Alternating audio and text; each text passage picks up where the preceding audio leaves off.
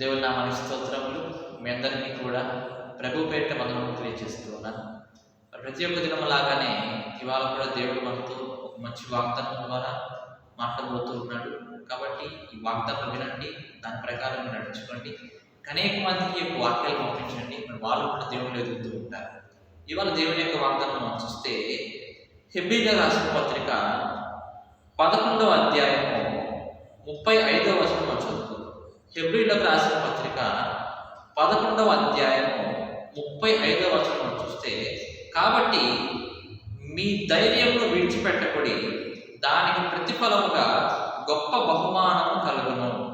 మనం చూస్తే దేవుని యొక్క వాక్యము మీ ధైర్యమును విడిచిపెట్టకుడి అంటున్నాడు. సాధారణంగా మనుషులు ఈ లోకంలో ధైర్యం ఎటువంటి సమయాల్లో విడిచిపెడతారంటే, నీ మీదకి నువ్వు చేయని తప్పుకి నిన్ను అవమానపరిచినప్పుడు, నిన్ను హింసించినప్పుడు, నిందించినప్పుడు నువ్వు చెయ్యలేవు అని గట్టిగా ఎవరికి 10 మంది చెప్పారనుకోండి, నీతో నువ్వు ఆ పని చేయలేవు, నువ్వు ఇల్లు కట్టలేవు, నువ్వు సంపాదించలేవు, నీకు ఉద్యోగం రాదు, నీకు పెళ్ళి అవ్వదు అని ఒక 10 మంది చెప్పారనుకోండి, ఏం చేస్తారు? మనుషులు ఏం చేస్తారు?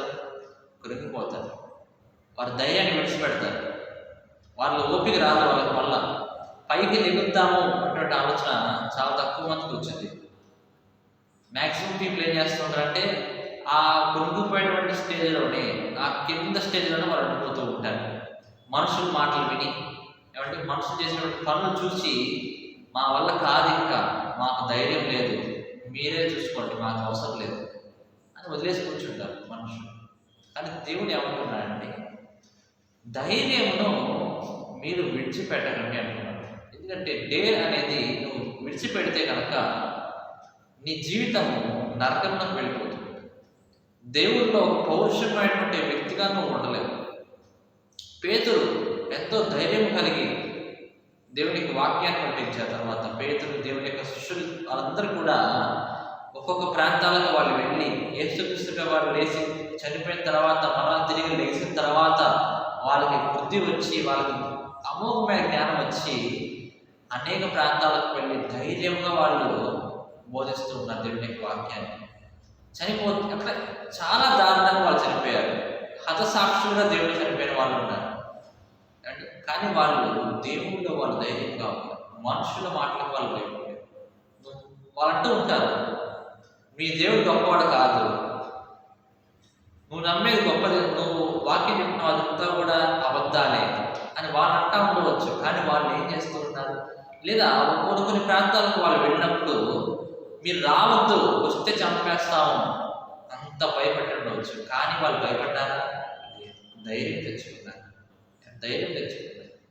దావీదు మహారాజు ఒకానొక సమయంలో ఆయన పట్టణంలో ఉన్నటువంటి ప్రతి ఒక్కరిని, స్త్రీలను, పురుషులను, పిల్లలను అందరినీ కూడా ఒక రాజు తీసుకెళ్ళిపోతాడు, చెరపట్టుకొని పోతాడు.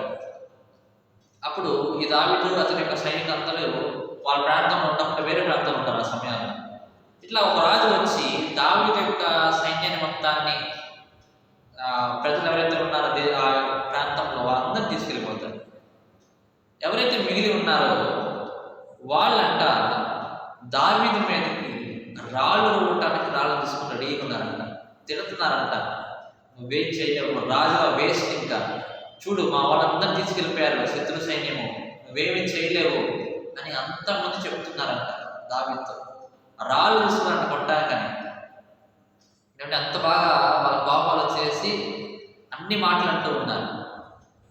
ఇక దావీదు సాధారణమైన వ్యక్తి ఈ సిచ్యువేషన్లో ఉంటే కనుక, సాధారణమైన వ్యక్తి ఈ పరిస్థితిలో ఉంటే కనుక ఏం చేస్తారంటే, సాధారణమైన వ్యక్తి దేవుళ్ళ భయభక్తులు లేని వాళ్ళు ఏం చేస్తారంటే కనుక చనిపోతారు, ఆత్మహత్య చేసుకొని. నేను తప్పు చేశాను కదా, నాకు చనిపోవటమే దారి, ఇంకా చనిపోతూ ఉంటారు. ఇంకా నా వల్ల కాదు, ఆ శత్రురాజు చాలా గొప్పవాడు, వాడి దగ్గర నుంచి మా సైన్యం తెచ్చుకోవడం నా వల్ల కాదు, వీళ్ళనే మాటలు చూస్తుంటే నేను ఇంక వేస్ట్ అనుకుంటాను అని చెప్పి సాధారణమైన వ్యక్తి, భయభక్తులు లేనటువంటి వ్యక్తి అనుకొని చనిపోతాడు. తన ఆత్మను తన యొక్క నరకాన్ని వెళ్ళిపోయేలా చేసుకుంటాడు. కానీ దావీదు విశ్వాసం కలిగిన వాడు, వాక్యం తెలిసిన వాడు, దేవుని యొక్క శక్తి ఏంటో, అలానే దావీదు దేవుడు ఏ స్థితి నుంచి రప్పించి దేవతను రాజుగా చేశాడో దావీదుకు అన్నీ తెలుసు.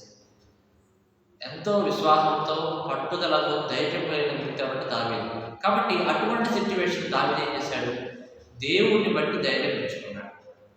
దేవుడిని బట్టి ధైర్యం తెచ్చుకున్నాడు. ప్రభువా అని చెప్పి దేవుని యొక్క సంఘానికి వెళ్ళి, మందిరానికి వెళ్ళి ప్రార్థన చేశాడు. ధైర్యం తెచ్చుకుని ప్రార్థన చేశాడు. ప్రియా దేవుని బిడ్డలారా, మీరు కూడా మీకు ఆ సమస్యలు, ఇబ్బందులు వస్తూ ఉంటే మీరు భయపడవద్దు. చూసి దేవుడు మీకు ఆ సమయానికి వాక్కుని ఇస్తాడు. దేవుడు ఏం చేయాలి, ఎలా చేయాలి మొత్తం దేవునికి చెప్తాడు. కానీ ఎప్పుడు చెప్తాడు? ధైర్యం తెచ్చుకొని ప్రార్థించే చాలు. వీళ్ళు నన్నేం చేయలేరు. ఇంకా దేవుడు నా పక్షంలో, నాకు విరోధం ఎవరు చెప్పండి? నాకు విరోధంగా రూపించబడినటువంటి ఆయుధం ఏది కూడా వర్ధిల్లదు. దేవుడు తీసేస్తాడు, కొట్టివేస్తాడు. నమ్మండి. మీరు ధైర్యం తెచ్చుకొని అప్పుడు ఏం చేస్తాడంట? దానికి ప్రతిఫలంగా గొప్ప బహుమానం. ఈ ధైర్యానికి ప్రతిఫలంగా నువ్వేదైతే అనుకుంటున్నావు ఆ కార్యము, అది ఖచ్చితంగా దేవుడు జరిగిస్తాడు అని చెప్పి వాగ్దానం సంభవిస్తుంది. కాబట్టి ప్రియా ధైర్యం మాత్రం విడిచిపెట్టండి. పిరిగితనాన్ని విడిచిపెట్టండి, కోపాన్ని విడిచిపెట్టండి, గర్వాన్ని విడిచిపెట్టండి, అహంకారాన్ని విడిచిపెట్టండి, అనుమానాలను విడిచిపెట్టండి, అబద్ధాలను విడిచిపెట్టండి, మోసాలను, దొంగతనాలను వీటన్నింటినీ విడిచిపెట్టండి. కానీ ధైర్యం విడిచిపెట్టండి. ఎందుకంటే ధైర్యం విడిచిపెట్టకూడితే కనుక ఒక క్రైస్తవుడుగా ఉంటే ఉపయోగం లేదు. ధైర్యం లేకపోతే మనుషులు నానా మాట్లాడుతూ ఉంటారు. నీకు ధైర్యం లేకపోతే దేవుని బట్టి నువ్వు ధైర్యం తెచ్చుకోవాలి. ఆయన శక్తిని చూసి నువ్వు ధైర్యం తెచ్చుకోవాలి. ఆయన ఏదైనా చేయగలడు, కథ మొత్తం మార్చగలడు అని ధైర్యం తెచ్చుకోవాలి. దాన్ని బట్టి నువ్వు తెచ్చుకోవాలి. కాబట్టి ప్రియా మీరు ధైర్యంగా ఉండండి. ఎటువంటి సమస్య వచ్చినా సరే ధైర్యం కలిగి ప్రార్థన చేయండి. మీ ధైర్యాన్ని దేవుడు చూసి మీకు ఆయన సహాయం చేయవాడుగా, ప్రతిఫలం ఇచ్చేవాడుగా ఉంటున్నాడని చెప్పి ఈ వాగ్దానం సెలవిస్తున్నాడు. దేవుడి వాగ్దానం దీవించి ఆశీర్వదించుకున్నాడు.